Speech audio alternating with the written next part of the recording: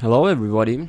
It's been a long time since no video, and pretty depression started when the autumn ended, but the winter time is going. And right now in our video we're gonna have the dark picture anthology, The Devil in Me.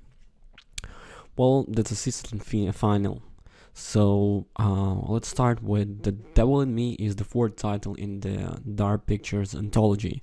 It is also known as the season 1 final, which implies that we are going to see a lot more horror thrillers from the Supermassive Games.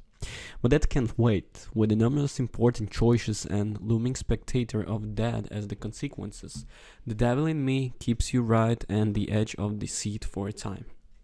Well, I have been played The Man of Medan, Little Hope, Houses of Ashes, and The Quarry, and obviously Until Dawn. I can genuinely say that this is one of Supermassive best offerings to date, especially when we think new mechanics and quality of life improvements. Still, there are a few notable flaws to take note of. Henry Howard Holmes is widely considered as America's first serial killer, while the original is Triple H, and the nefarious fellow once lured victims to the World's Fair Hotel in Chicago, which would eventually be dubbed later as the Murder Castle.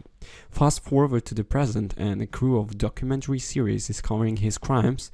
Then they receive an invitation that takes them to a recreation of Holmes' Murder Castle.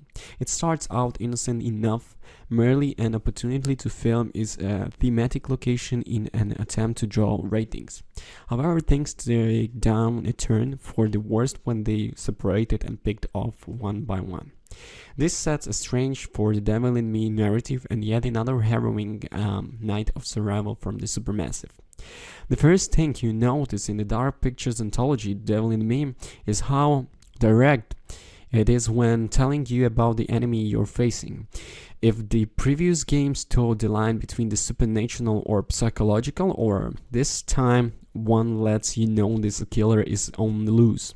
Even the prologue, where the Holmes brutally slaughters a Newland couple, is enough to imply that this will be a gruesome game. And the things just get better from there.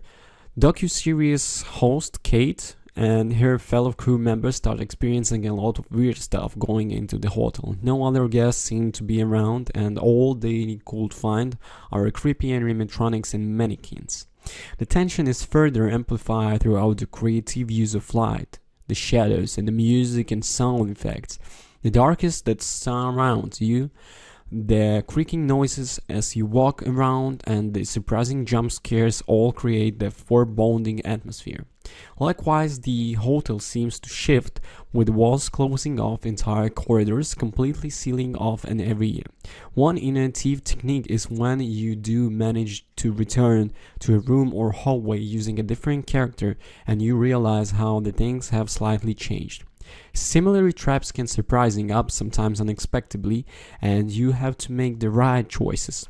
It's clear that The Devil in Me took a lot of interpretations, not just from the legend of Triple H, but also from the Saw franchise, escape rooms, and a personal take, the film Cube from 1997.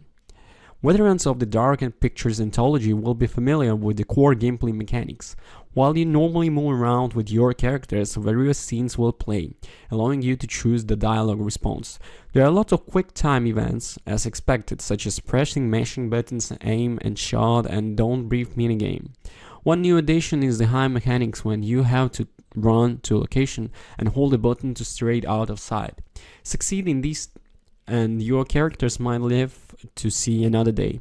Fail the important ones, and they meet an ultimate demise. Of course, as with other games in this series, The Devil in Me bringing with collectibles, the premonitions pictures that depict a fateful encounter of someone's death are still around as the new clippings and odd objects considered secrets. Several of them have their own cinematic flashbacks or reports akin to what you see from the House of Ashes. Archaeologist digs, also you obtain diagrams which were basically strategic gradations of moment in the campaign. They are unlocked using oblos, black coins. They are fairly well hidden. But that's not all. As The Devil in Me introduces the cool improvements and concepts, there are new movements options. Characters can finally sprint, ending the long-running gag about everyone's slashing movement. They can also mantle over ledges, climb ladders, crouch down, low hangings, and crawl throughout the openings. While you can't expect the protagonist to parkour around like Avior on the Assassin's Creed, these changes are very much welcome. Another notable feature is the use of the character-specific tools. The director Charlie has business cards that can open the dwarves, and sound technician Erin meanwhile has a mic that can pick up noises throughout the walls and inhaler that prevents from having asthma attacks. There is Jamie with her multiple to fix brakes, and Mark who can take pictures with his camera and pull down objects with a tripod. They even have different light sources. Kate has a makeup kit, Erin and Jamie have the flashlights, and Charlie has a lighter. Mark probably has the worst option, as his camera has a faint red light, making it hard to see throughout. He can use the flashlight and create more terrifying surprises. While these tools and gadgets tend to be used sparingly, they are still a viable feature to have in essence. The Devil in Me feels more like a survival horror game as opposed to choose your own adventure combined with walking around and making choices, type of presentation that we are come to know. Regrettably, The Devil in Me does have some glaring flaws. Chief among these, and one of my oldest complaints, and is there is still no way to skip cutscenes even after finishing the game. At best, you simply select chapters from the menu, but you need to rewatch and redo everything until you reach an important decision. Supermassive really needs to add a scene skip feature when you clear the campaign, as well as means of making quick choices to somehow simulate earlier outcomes. There's also the disappointing lack of the death rewind mechanics introduced in the Quarry.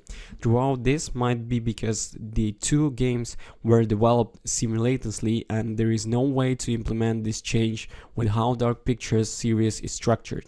I do hope these concepts make their way to next season of releases. Another problem I've seen is how the majority of the story has tight narrative and stellar presentation.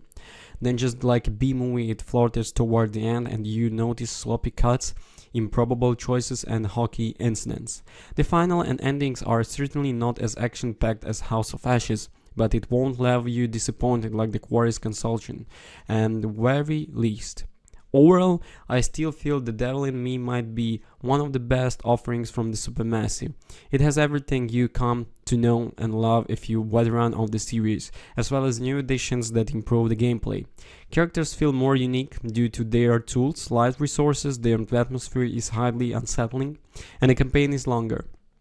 I clocked my full run at the round of 10 hours throughout.